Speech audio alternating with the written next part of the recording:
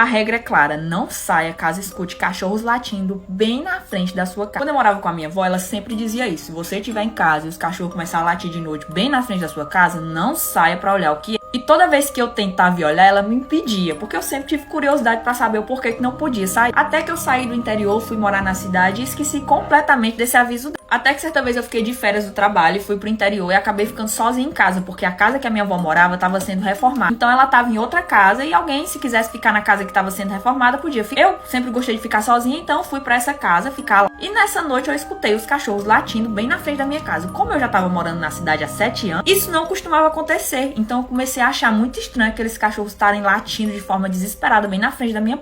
Foi só quando eu levantei pra ir até a porta que eu senti aquele arrepio subindo assim pela minha espinha, porque eu lembrei do aviso da minha avó. Então, imediatamente, eu percebi que a casa não tinha porta. Só tinha um portão assim de ferro cobrindo a porta. Eu pronto. Peguei alguns móveis, coloquei lá na frente da porta, né, uma cômoda e uma caixa bem grande e tampei o buraco da porta. Mas mesmo assim ficaram algumas frestas, assim, alguns buraquinhos ao lado. E aí a curiosidade venceu, que eu fui inventar de olhar pelos buraquinhos que ficaram. Meu povo, quando eu olhei para aqueles buracos, eu vi uma criatura que eu juro para vocês que não era humana. Era uma criatura que tava de 2 pernas. Era uma criatura que era tão alta quanto a porta. A porta tinha, na época parecia ter, sei lá, eu tenho 1,70 m, era um pouco mais alta do. E a criatura que tava pro lado de fora era da altura da porta, 1,80 m. Eu não conseguia ver direito, porque interior quase não tem porte, né? Eu só via que era uma coisa preta e alta, mas não parecia ser uma sombra, parecia ser uma pessoa. Só que o que diferenciava aquela criatura de uma pessoa, até hoje eu não sei, é que os joelhos dela eram dobrados pra trás.